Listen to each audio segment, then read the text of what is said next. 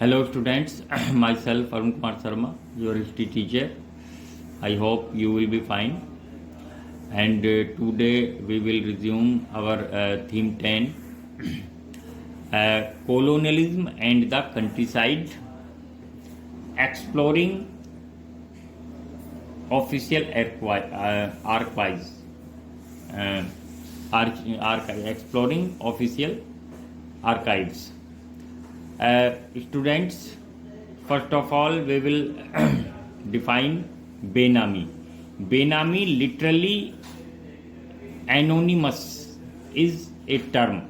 इसका मीन्स होता है अज्ञात, जिसका हमें नाम नहीं पता. बेनामी used in Hindi and several other Indian languages for transaction made in the name of fictitious or relatively insignificant persons. यानी कोई एक फिक्सियस पर्सन है जिसका नाम नहीं पता, काल्पनिक है वो, और या कि एंड उनके नाम पर ट्रांजैक्शन यानी धन का आदान प्रदान या प्रॉपर्टी का आदान प्रदान होता है.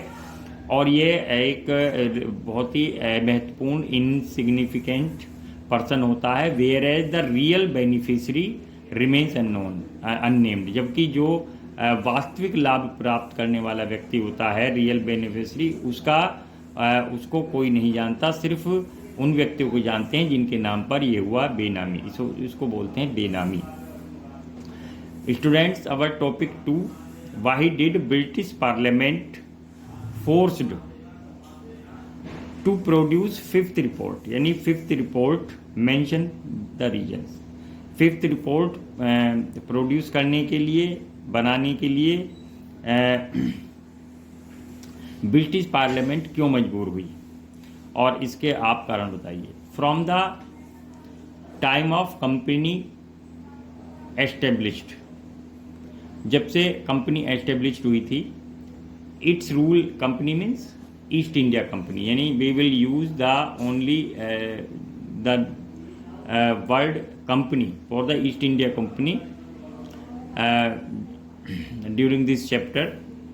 And from the time the country established its rule in Bengal in mid 70s 60s, its activity were closely watched and debated in England. यानी इंग्लैंड में इस कंपनी की जितनी भी एक्टिविटी होती थी उनको वॉच किया जाता था और उन पर डिबेट भी होती थी. यानी वॉच माने नज़र रखी जाती थी और वाद विवाद भी होता था, डिस्कशंस होते थे. There were many groups in Britain. Britain में बहुत सारे जो ग्रुप थे, there Britain opposed to the monopoly that the East India Company had over trade with India and China. यानी जो ईस्ट इंडिया कंपनी ने जो व्यापार पर, ट्रेड पर एक मोनोपोली, एक एकाधिकार किया हुआ था, उसकी बहुत सारे लोगों ने उसका इंग्लैंड में विरोध किया.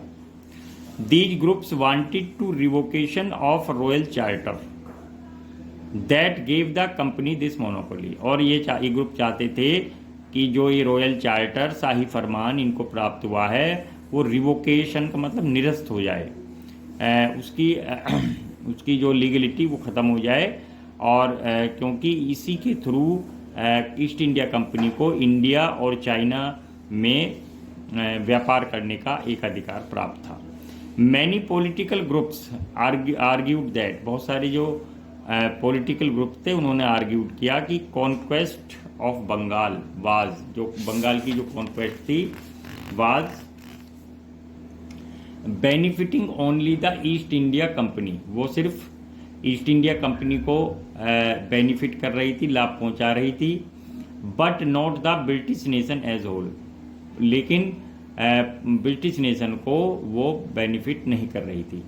Information about company misrule and maladministration was hotly debated in Britain, and incidents of greed and corruption of company officials were widely publicised in press. यानी इंफॉर्मेशन जो हो रही थी, कंपनी का जो मिसरूल है, कुशासन है, या माल एडमिनिस्ट्रेशन माने कुप्रशासन है, कुप्रबंधन है, वाज हॉटली डिबेट. वो ब्रिटेन में उसके ऊपर हॉट टॉक्स हो रही थी और साथ में ही इस बात पर भी चर्चा हो रही थी, डिस्कशन हो रहे थे कि कंपनी के ग्रीड यानी लालच और करप्शन माने भ्रष्टाचार पर, और इस प्रकार जो कंपनी के ऑफिशियल्स के ऊपर जो कि बहुत ही ग्रीडी थे और करप्ट थे, उनके ऊपर वाइडली पब्लिसाइज्ड इन प्रेस में यानी न्यूज़पेपर अखबारों में भी छप रहा था। The British parliament passed a series of acts in 18th century to regulate and control company rule in India. इस प्रकार ब्रिटिश पार्लियामेंट ने कई रूल एक्ट्स पास किए जिससे कि कंपनी का रूल इंडिया में कंट्रोल हो और रेगुलेट हो। इट फोर्स द कंपनी, इसने कंपनी को फोर्स किया to produce a regular reports on administration of India, यानी इंडिया के एडमिनिस्ट्रेशन पर ये लगातार रिपोर्ट दे, and appointed committees to enquire into the affairs of the company, और इस प्रकार कंपनी के मामलों को जांच करने के लिए कमेटियों या परिषदों का वो फॉर्मेशन करे, गठन करे या उसे नियुक्त करे, अपॉइंट करे। The fifth report was one such report, fifth report एक ऐसी ही रिपोर्ट थी produced by A select committee, जो कि सेलेक्ट कमेटी के द्वारा प्रोड्यूस की गई थी। It became the basis of intense parliamentary debates, और इस प्रकार ये क्या बन गई थी, base of intense parliamentary debates, और इस प्रकार वहाँ बहुत अधिक पार्लियामेंट्री डिबेट्स हो रही थी इंग्लैंड में on the nature of East India companies rule in India की इंडिया में ईस्ट इंडिया कंपनी के रूल का क्या नेचर है, ये किस प्रकार का है। Students, our next topic is write a short note on Raja Mehtab Chand. Raja Mehtab Chand पर एक नोट लिखिए। When the permanent settlement was imposed in India, जब भारत में या बंगाल में या मद्रास में जो इम्पोज हुआ था, तो Tejchand was the Raja of Burdwan. तो बंगाल में एक स्टेट है, ये राज्य अब भी जगह है बुर्दवान, उसके राजा तेजचंद थे। सब्सिक्वेंटली इसके बाद अंडर मेहताब चंद के दी एस्टेट प्रॉस्पर्ड, ये एस्टेट बहुत प्रॉस्पर हुई, रिच हुई, पावरफुल हुई, and Mehtab Chand helped the British during the Santhal rebellion and 1857 revolt. और इस प्रकार मेहताब चंद ने जो ब्रिटिशर्स की जो हेल्प की वो संथाल रिबेलियन के समय भी की और 1857 के रिवोल्यूशन के समय भी की। हूँ आज बुकानान कौन थे? Long question.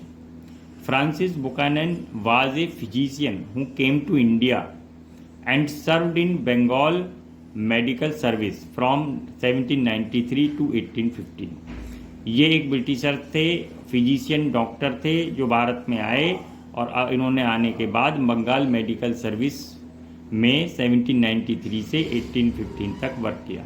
For a few years he was surgeon out to the governor general of India lord Wellesley. उस समय भारत में जो है लॉर्ड वेलेस्ली गवर्नर जनरल थे, ब्रिटिश गवर्नर जनरल, उनके सर्जन के रूप में भी इन्होंने वर्क किया।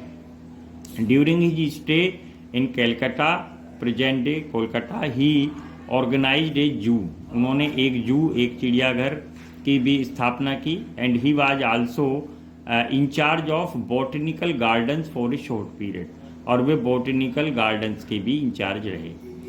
On the request of government of Bengal he undertook detailed survey of the areas under the jurisdiction of the British East India Company। इस प्रकार जब गवर्नमेंट और बंगाल ने उनसे रिक्वेस्ट किया कि वे उन एरियाज़ का, उन क्षेत्रों का जहाँ की ब्रिटिश गवर्नमेंट है या ब्रिटिश सरकार का नियंत्रण है, कंट्रोल है या कि एडमिनिस्ट्रेशन है, उनका ये सर्वे करें, तो इन्होंने एक सर्वेयर के रूप में भी वर्क किया। इन 1815 ही फेल इल। 1815 में ये बीमार पड़ गए एंड रिटर्न टू इंग्लैंड, और इंग्लैंड लौट गए। अपॉन हिज मदर्स डेथ, और जब इनकी मदर की डेथ हुई, ही इनहेरिटेड हिज प्रॉपर्टी। इन्हें इनका सारी जो विरासत में थी, मदर की तरफ से भी सारी प्रॉपर्टी मिली। And assumed her family name Hamilton, और इस प्रकार इन्होंने अपना जो फैमिली नेम हैमिल्टन भी ग्रहण किया, प्राप्त किया। सो ही इज़ ऑफन कॉल्ड, तो इसलिए वे कहलाते थे Buchanan Hamilton. Students, our next topic is topic 5. Describe the life of Pahariya's hill folk of Rajmahal hills. Rajmahal hills में एक ट्राइबल कम्युनिटी रहती थी, उसका नाम था पहाड़िया हिल folk, यानी पहाड़ी जनजाति, और उसको पहाड़िया के नाम से वो वेल नोन है, प्रसिद्ध है। इसको डिस्क्राइब करिए। They lived around the Rajmahal hills subsisting on forest produce.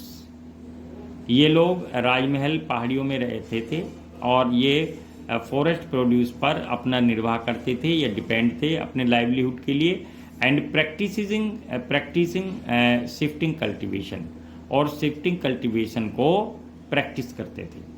They cleared patches of forest by cutting bushes and burning the undergrowth. ये फॉरेस्ट को जहाँ फॉरेस्ट को में बुशेज या झाड़ियों को साफ कर देते थे, क्लियर कर देते थे, और जो अंडरग्रोथ था इसके बाद जो इसके जो नीचे की जगह होती थी उसमें सब में ये बर्न करते थे, आग लगा देते थे। On these patches enriched by potash from the ash. इस प्रकार जो ऐश यानी जो राख बस्ती थी वो उसमें पोटाश होती थी और एनरिच्ड हो जाती थी, ये फर्टाइल लैंड हो जाती थी। The Paharias grew a variety of pulses. ये कई प्रकार की जो दालें ग्रो करते थे। एंड मिलेट्स, और फॉर कल्टीवेशन कंजप्शन, और साथ में ही जो मिलेट्स या जो मोटे अनाज हैं उनको भी ये ग्रो करते थे अपने कंजप्शन के लिए, अपने प्रयोग करने के लिए। दे स्क्रैच्ड द ग्राउंड लाइटली। ये हल्के से जमीन को खोदते थे। विद होज, कुदाल के साथ। Cultivated the clear land for a few years, और फिर इस ज़मीन पर कुछ वर्ष तक ये क्रॉपिंग करते थे, फसलें उगाते थे। Then left it fallow so that it could recover its fertility and move to new area। इस प्रकार इसके बाद इस ज़मीन को ये छोड़ देते थे खाली, जिससे कि परती या खाली होता था, जिससे कि ये रिकवर हो सके और ये रिगेन कर सके अपनी फर्टिलिटी को। और इस प्रकार ये कल्टीवेशन के लिए दूसरे एरिया में चले जाते थे, और इसी को हम बोलते हैं shifting cultivation. From the forest they collected Mahua. Forest से ये एक महुआ, एक फ्लावर है, उसको कलेक्ट करते थे फॉर फूड अपने भोजन के लिए। साथ में ही ये सिल्क कोकून्स को भी ये कलेक्ट करते थे, रेशम के कीड़े। एंड रेजिन फॉर सेल, और साथ में जो राल या गोंद होता था ट्रीज़ का, उसको कलेक्ट करके ये उसको सेल करते थे। And would for charcoal production, और इस प्रकार वुड से ये चारकोल या कोयला भी बनाते थे। The undergrowth that spread like a mat below the trees and patches of grass that covered land left fallow provided pasture and cattle. इस प्रकार जो अंडरग्रोथ होती थी ट्रीज़ के नीचे, जो मैट या एक चटाई के रूप में घास बिछी होती थी, और इस प्रकार जो उसका ये यूज़ करते थे अपने कैटल्स या पशुओं को चराने के लिए।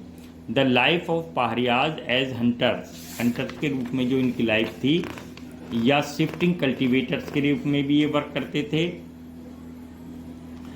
फूड गैदरर, भोजन संग्राहक।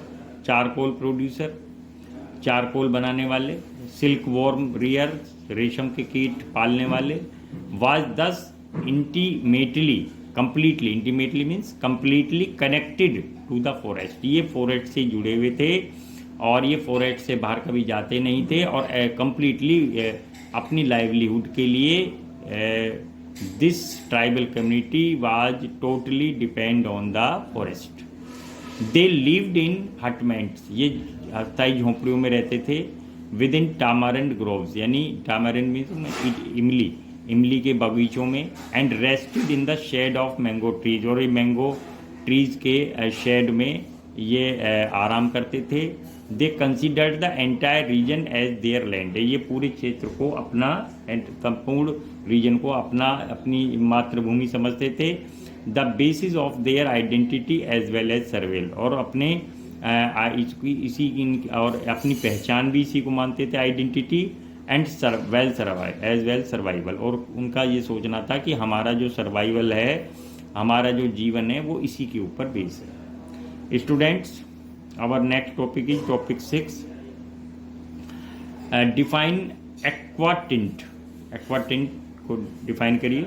Aquatint is a picture produced by cutting into copper sheet, cutting into copper sheet with acid and then printing it, यानी जो एक्वाटिंट है वो पिक्चर है प्रोड्यूस की गई है by cutting into copper sheet, copper sheet को काट कर विद एसिड, और कॉपर शीट को एसिड यानी अम्ल के साथ काटा जाता था, एंड फिर इसके बाद प्रिंटिंग की जाती थी। Students, our next topic is topic 7, write a note on the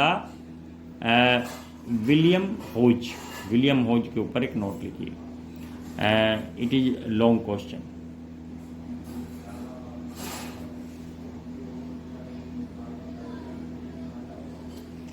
William Hodges was a British artist, ये एक ब्रिटिश आर्टिस्ट यानी एक पेंटर थे, चित्रकार थे। Who accompanied captain Cook in his second voyage to the Pacific 1772 to 1705 AD, यानी जो England के जो फेमस जो एक ट्रैवलर थे, वर्ल्ड ट्रैवलर, उनका नाम था कैप्टन जेम्स कुक। उनके साथ इन्होंने उनकी जो सेकंड वोवेज माने साहसिक समुद्री यात्रा में पार्टिसिपेट किया था, जो कि पैसिफिक की थी, और इस प्रकार ये एक प्रसिद्ध व्यक्ति थे। And came to India in 1781 AD, भारत में आई है 1781 AD में। And he became a friend of Augustus Cleveland, the collector of Bhagalpur. इस प्रकार ये जो भागलपुर के जो कलेक्टर थे, उनके ये दोस्त बन गए, मित्र बन गए। On the invitation of Cleveland Hodges, Cleveland के इन्विटेशन पर accompanied him to jungle Mahal in 1782, way jungle Mahal area में गए 1782 में। And painted a set of aquatints, और बहुत सारी एक्वाटिंट्स पिक्चर्स बनाई। Like many other British printers, बहुत सारे ब्रिटिश चित्रकारों की तरह ऑफ द टाइम, अपने समय के, होजिज सर्च्ड फॉर द पिक्चर से, ये सुरम्य या एक शानदार जगह देखते थे जहाँ ये जिसकी वो पिक्चर बना सके। Artist in search of the picture से, यानी ये ऐसे आर्टिस्ट थे जो सुरम्य स्थान, एक ब्यूटीफुल प्लेस, एक peaceful place, a place with nature, trees, reverse, hutments, hills, उनको ये सर्च करते थे। Were inspired by the ideals of romanticism, क्योंकि ये romanticism A tradition of thought, that एक ये रोमांटिसिज्म का ये ट्रेडिशन ऑफ थॉट, विचारों का एक परंपरा, दैट सेलिब्रेटेड नेचर, जो एंड जो नेचर को सेलिब्रेट करती है, and admired its magnificence and power, और इसके जो ब्यूटी है, इसकी जो ये शानदार है और पावर को भी ये एडमायर्ड यानी उसकी प्रशंसा करती है। रोमांटिक्स फेल्ट दैट, रोमांटिक्स ये फेल करते हैं कि टू कम्यून, कम्यून का मतलब साथ में रहना, साहचर्य, of nature, the artist had to represent nature as idol, क्योंकि ये अगर ऐसा होगा तो आर्टिस्ट उसको एक आइडल का मतलब सुखद जीवन के रूप में उसको वो पेंटिंग कर सकेंगे, जो कि अनकरप्टेड होनी चाहिए बाय द मॉडर्न सिविलाइजेशन, यानी आधुनिक सभ्यता से जिसको भ्रष्ट नहीं होना चाहिए बल्कि शुद्ध अवस्था में होनी चाहिए। डिस्कवर अननोन लैंडस्केप, तो ये लोग क्या करते थे, अननोन लैंडस्केप भूदृश्यों को ये ढूंढते रहते थे। एंड एप्रिसिएट और इस प्रकार एप्रिसिएट करते थे, प्रशंसा करते, the sublime play of light and shade, जो लाइट और शेड यानी जहाँ प्रकाश और छाया है उसका भी ये प्रशंसा करते थे, और वहीं बैठकर ये पिक्चर बनाते थे, अपना चित्र पेंटिंग करते थे। It is in the search of this unknown that Hodges went to Rajmahal hills, और इसी के अननोन को प्राप्त करने के लिए होज राजमहल हिल्स में गए। ही फाउंड फ्लैट लैंडस्केप, वहाँ इन्हें एक समतल दृश्य प्राप्त हुए, landscape. He found flat landscape, monotonous नीरस एंड जो नीरस थे, यानी ये फ्लैट लैंडस्केप जो उनके लिए नीरस हो चुके थे। एंड डिस्कवर्ड ब्यूटी इन, इसलिए अब ये रफनेस, इरेगुलरिटी और वैरायटी, अब इन्हें चाहिए था रफनेस, इरेगुलरिटी, यानी कहीं कहीं हिल्स हैं, कहीं प्लेन है, कहीं प्लेटू, एंड वैरायटी, और उसमें भी इनको डाइवर्सिटी, विविधता की जरूरत थी। A landscape that colonial official found dangerous, लेकिन ये जो लैंडस्केप था ये कॉलोनियल ऑफिसर्स के लिए बहुत ही खतरनाक था, एंड वाइल्ड, और क्योंकि वहाँ ये मानते थे कि ये जो लोग रहते हैं राजमहल हिल्स में, पहाड़िया जो ट्राइबल कम्युनिटी है ये जंगली हैं, पीपल्ड बाई ट्रबुलेंट ट्राइब्स, उन्होंने कहा कि ये लोग यहाँ जो है एक ट्रबुलेंट ट्राइब रहती है, वहीं appears in the printing of Hodges as exotic and idyllic, इस प्रकार ये प्रकट हुए हैं उनकी प्रिंटिंग में होज एज, उन्होंने इसको एज एक्सोटिक एंड आइडिलिक, लेकिन उन्होंने इसको एक विदेशी के रूप में और एक सुखद जीवन के रूप में चित्रित किया है। Students, these are the questions. These are our 7 questions. Please write the answer and question on your notebook. Thank you very much.